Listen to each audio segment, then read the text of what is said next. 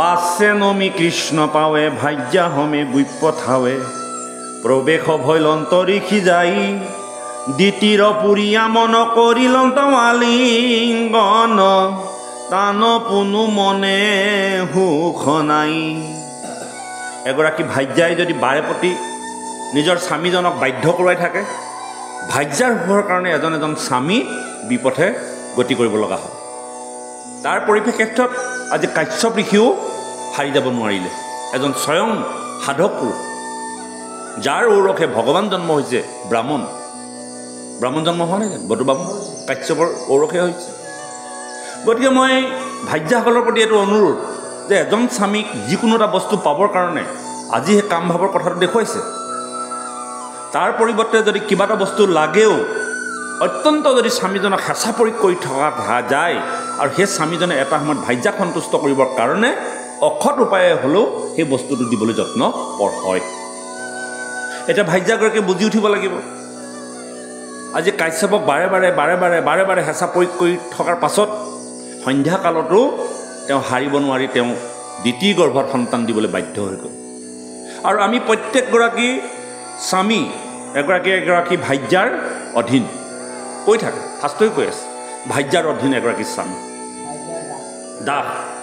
কিন্তু সেই সুযোগ লৈ প্ৰত্যেকগৰাকী ভাজ্যাই সেই কথাটো বুজিব লাগিব যে মই যদি এই কথাটো বাৰম্বাৰ যদি মোৰ স্বামীক হেঁচা প্ৰয়োগ কৰি থাকোঁ, আজি যেনিবা দ্বিতীয় সন্তানৰ আশা কৰিছে, কিন্তু আমাৰ সংসাৰবিলাকত ভাজ্যাগৰাকীয়ে কাপোৰৰ পৰা সোণৰ পৰা ধৰি কাষৰ ঘৰত যদি অত্যন্ত সুন্দৰ ব্যৱস্থাপনাই খাইছে, কাষৰ ঘৰত যদি দেখি আপুনি প্ৰত্যেক সময়তে স্বামীক যদি হেঁচা প্ৰয়োগ কৰি থাকে, স্বামীয়ে প্ৰত্যেকগৰাকী ভাজ্যাক দিবলৈকে যত্ন কৰে, কিন্তু পাৰিবতো লাগিব। এই কথাষাৰ ভাজ্যাগৰাকীয়ে জনা দৰকাৰ এই ভাগৱতৰ মাধ্যমেদি।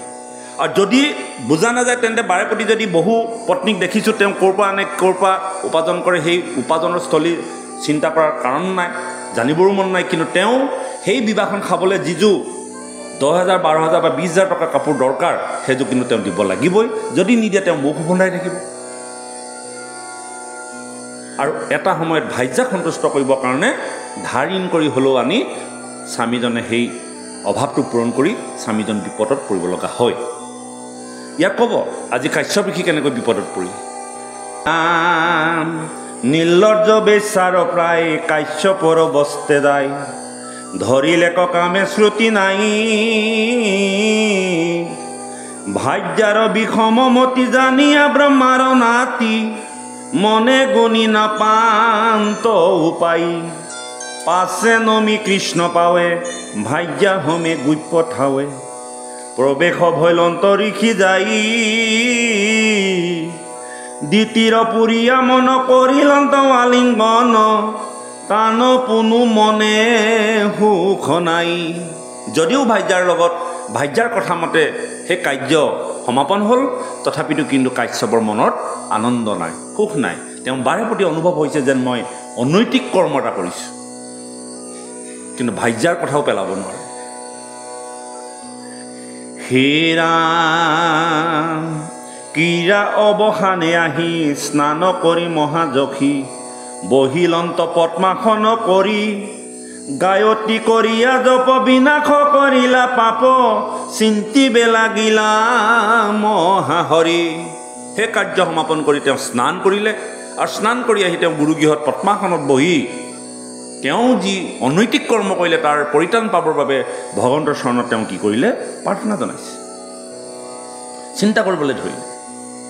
এ ৰাম কৰি গৰিহিত ক্ৰিয়া দ্বিতীয় লজ্জিত হুয়া স্বামীৰ সমীপে পাছে গৈলা মনত কৰিয়া দুখ হুয়া তিয় ধুমুখ লাহে লাহে বুলি বা কলৈলা। যেতিয়া কাম ভাৱটো সম্পন্ন হ'ল, লগে লগে দ্বিতীয় চেতনা ঘূৰি আহিলে, বুজিলে যেন ময়ো এটা অনৈতিক কৰ্ম কৰিলোঁ, নহয়নে বাপ? যেতিয়া পেটত ভোক লাগি থাকে, মুঠতে আন আৰু যেতিয়া খাই ল'লোঁ, যেতিয়া পেটৰ অপকাৰ হ'ল, বিষ আহিলে, গেছ হ'ল, ইছৰাম নোখোৱা হ'লে ভাল আছিলে দেই, কেলৈ খালোঁ বাৰু, নহয়নে বাৰু?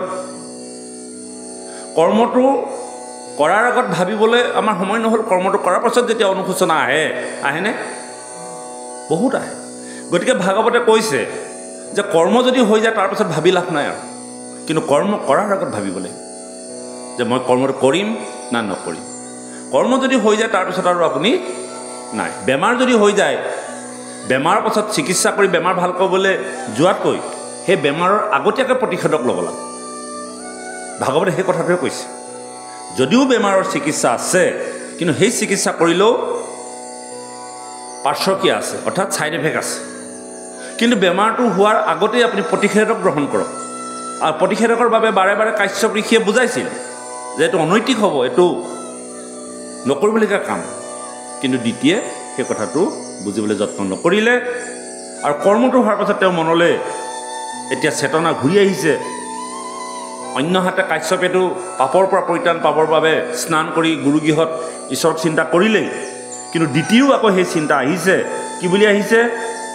কৰি কৰি হিতক্ৰিয়া দ্বিতীয় লজ্জিত হুয়া, স্বামীৰ সমীপে পাছে গইলা, মনত কৰিয়া দুখ হুয়া অতি অধুমুখ, লাহে লাহে বুলি বাক লৈলা। অধুমুখ মানে তললৈ মুখ কৰি গৈছে, গৈ পেলাই লাহে লাহে স্বামীৰ কাষলৈ গৈছে। যে কি বুলি কৈছে? হে ৰাম শুনি উক প্ৰাণনাথ, মোৰ ইটো গৰ্ভগুটি, নাথ নকৰিব আকহৰ, যত অপৰাধ গণ খেমিও কতিলোচন, জাতো তেহু পতি জগতৰ।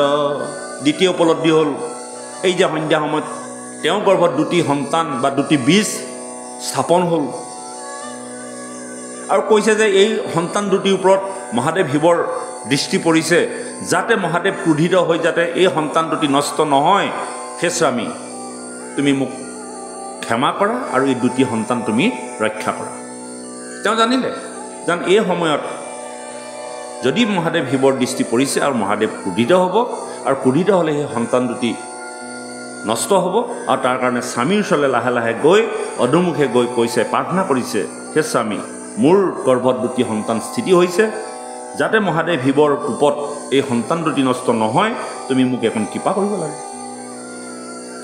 হে ৰাম শুনি উক প্ৰাণনাথ, মোৰ ইটো গৰ্ভগুটি, নাশ নকৰিব আকহৰ, যত অপৰাধ গণ খেমিও কতিলোচন, জাতো তেহু পতি জগতৰ। নমো নমো ৰুদ্ৰদেৱ হুৰা হুৰে কৰে হেৱ, নমো ভূতনাথ ত্ৰিপুৰাৰী, নমো উগ্ৰমূৰ্তিহৰ কপিল খৰ্গধৰ, নমো শিৱ জগত সংহাৰী। মহাদেৱ শিৱক স্তুতি কৰিছে। হে ৰুদ্ৰদেৱ প্ৰণাম, যাক হুৰা হুৰে সেৱা কৰে, যি ভূতনাথ ত্ৰিপুৰাৰী, নহয়নে বাৰু?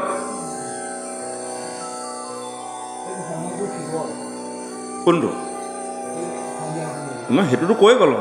শিৱৰ সময়, সেইটো সময়ত শিৱৰ সময় বুলি নহয়।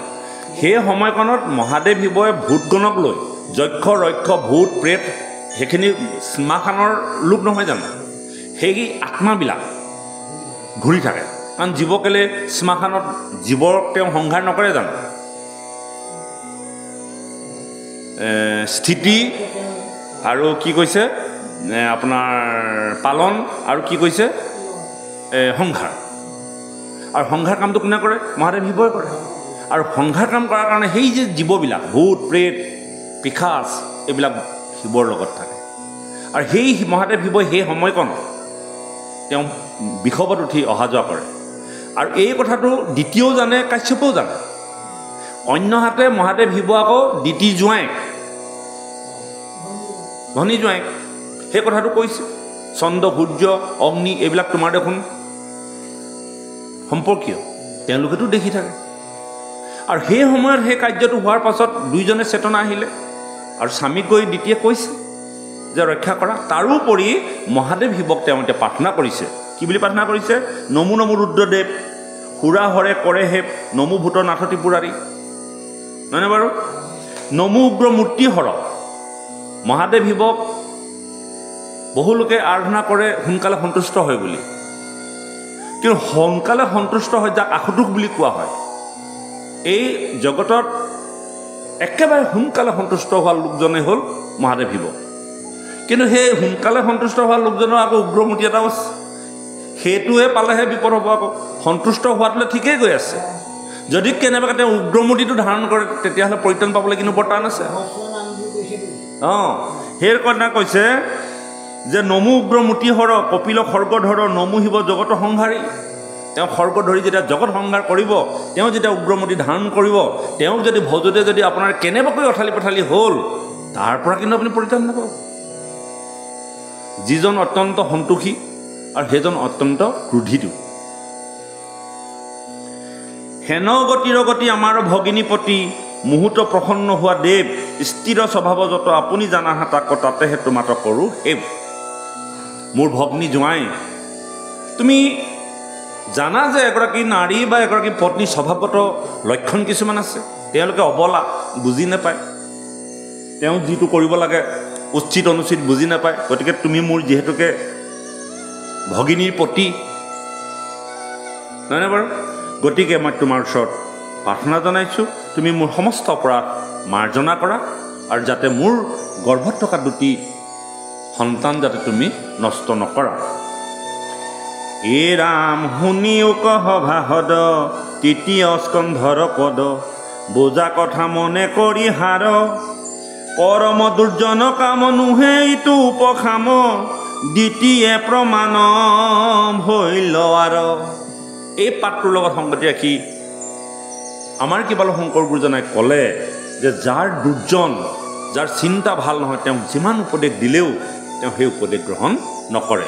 আৰু ইয়াৰ উদাহৰণস্বৰূপে দ্বিতীৰ কাৰ্যলৈ চাবলৈ কৈছে। দ্বিতীয় এগৰাকী অসুৰৰ মাক, তেওঁৰ গৰ্ভত অসুৰ জন্ম হ'ব, তেওঁৰ চিন্তা ভাল নহয়, তেওঁ ভাৱনা ভাল নহয়, তেওঁ কৰ্ম ভাল নহয়, আৰু তেনে অসৎ লোকক আপুনি ঈশ্বৰ জ্ঞান উপদেশ দিবলৈ যোৱাটোহে মূৰ্খ। এই কথাটো ক'লে যে পৰম দুৰ্জন শুনিও কোৱা সভাসদ, তৃতীয় স্কন্ধৰ ওপৰত বুজা কথা মনে কৰি হাৰ।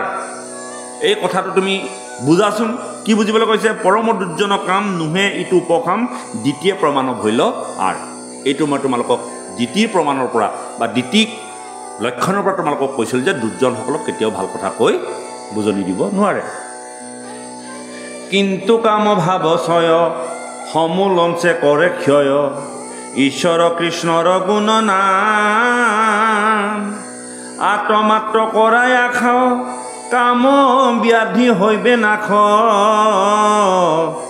এহি জানি বোলাই ৰাম ৰাম।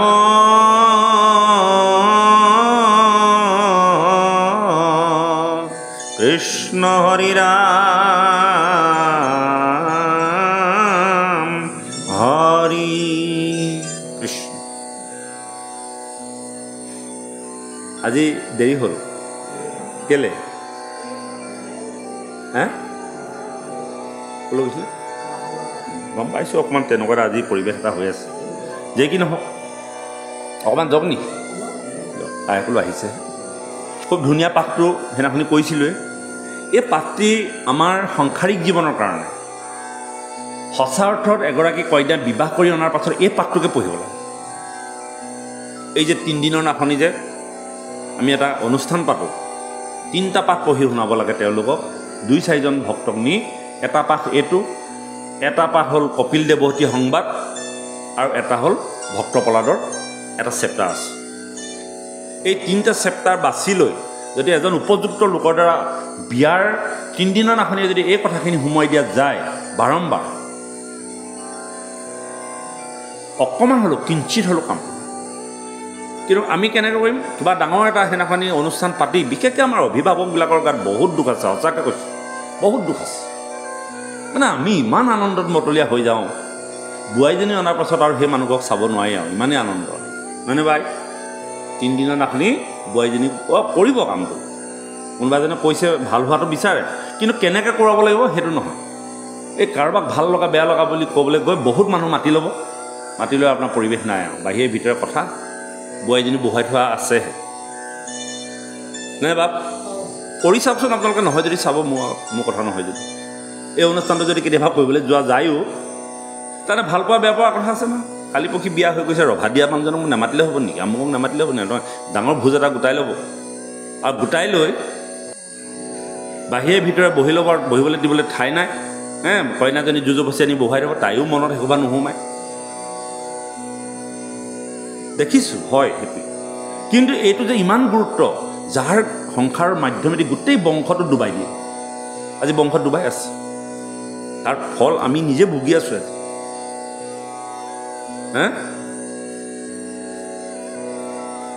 ভুগি আছোঁ আৰু ভুগিব লাগিব। আজিয়ে শেষ নহয় আকৌ দেই বাপাই, মনত ৰাখক। হয়তো আপোনালোকে ভাবিছে ঠিকে আছোঁ দেখোন, আৰু দিন আছে নহয়, অন্তিম সময়লৈকে ডুবি গৈছোঁ। কিন্তু বহুত মৰ্মে উপলব্ধি হৈছে, মৰ্মে উপলব্ধি হৈছে। আমি ইমান পাতলাকৈ কথাবোৰ ভাবোঁ, ইমান আমি আজিও বয়স হৈছে, কিন্তু আমাৰ মন বুদ্ধি পাতলাই হৈ আছে। মোৰো হৈছে, আপোনালোকৰো হৈছে বুলি ভাবিছোঁ, কাৰণ আমাৰ চেতনা নাই। মই কোৱা নাই জানো, সেই ছাগলী চেতনা। লগৰকেইটা আনি কাটিলেগৈ ইতিমধ্যে, কিন্তু মই কঁঠাল পাতত মগ্ন। ভাবিছে কি আনৰ হৈছে, মোৰ নহ'ব। আজি মই দেখিছোঁ চকুৰ আগত, সদায় কৈ থকা ভাগৱতৰ কথাবিলাক আপোনালোকে আমাৰ গাঁওখনতে উপলব্ধি কৰক, মোৰ জীৱনতে উপলব্ধি কৰক। ময়ো শান্তিয়ে থাকিব পাৰোঁ, কিন্তু কি কৰিম, গুৰিতেই কেনা লাগিলে। এনেকুৱা এটা পোক লাগিলে যিটো মই এতিয়া কাটিও আমটোৰ পৰা পোকটো আঁতৰাব পৰা নাই। মই আজি ক'বলৈ পাইছোঁ বা ভাগৱতৰ সন্মুখত কৈছোঁ, কিন্তু কৰিম কি? এনেকুৱা এটা প্ৰভাৱ, এনেকুৱা এটা পৰিৱেশে গ্ৰাস কৰি পেলাইছে এফালৰ পৰা, আপুনি উপায় নাই এতিয়া।